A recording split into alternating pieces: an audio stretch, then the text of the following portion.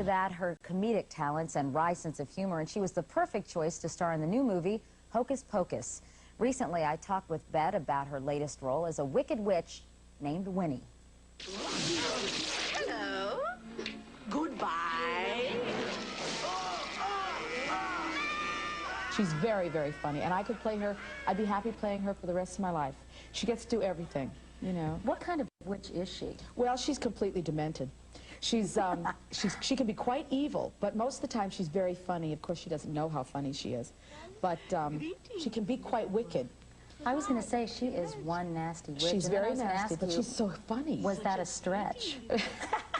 Well, some people say. It wasn't.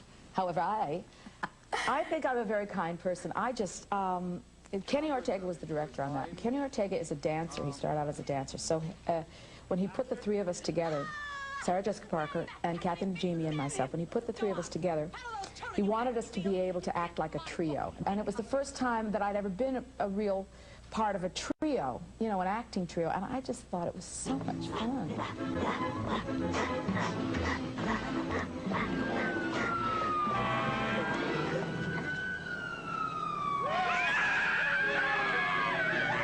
When I watched you all running around doing your thing, I wondered if you ever burst out laughing, because if I were one of you, that's what I would have done. I mean, were you tempted to do that? Well, we did. We laughed when we felt we had hit it. You know, we got a lot of satisfaction out of really nailing the little bit that we had set out to do. And I laughed all the time. I was always like, girl, you are so funny. To Kathy or to Sarah or to myself.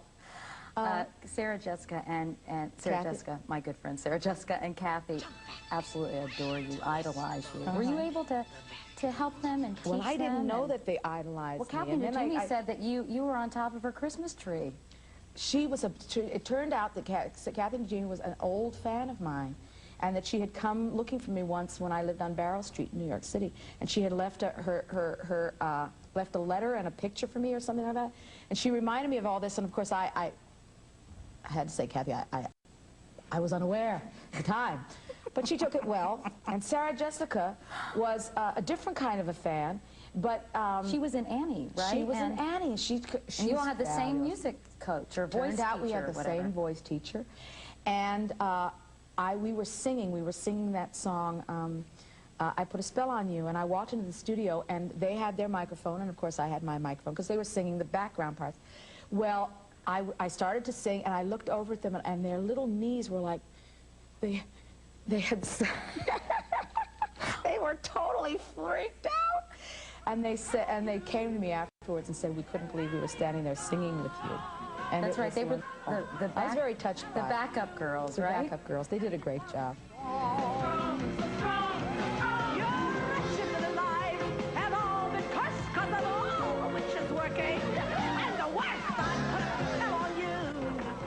How was it flying? Did you feel a little like Peter Pan? Was that a blast?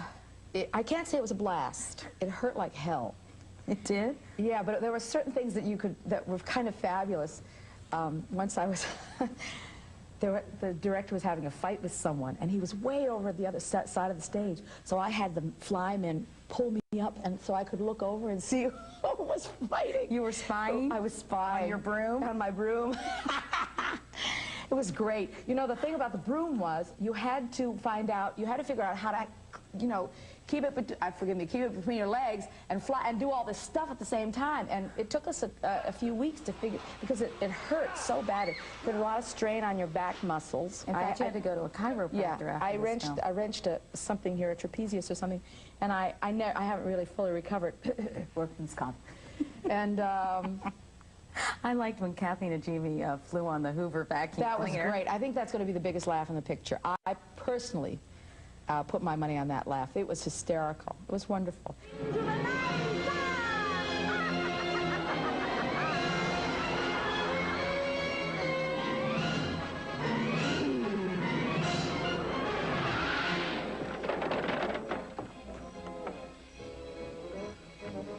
Winnie?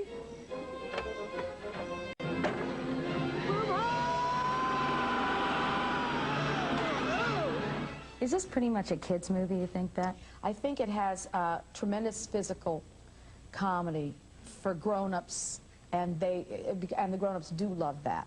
But for the kids, it's so, it has lots of laughs, but also has just a little bit of terror too.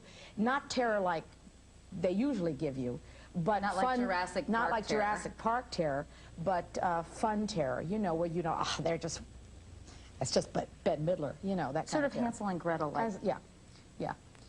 And we have very high hopes for it. But you know, hey, I've had plenty of high hopes before, and had them dashed. So what?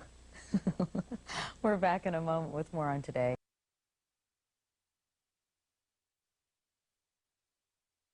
She then went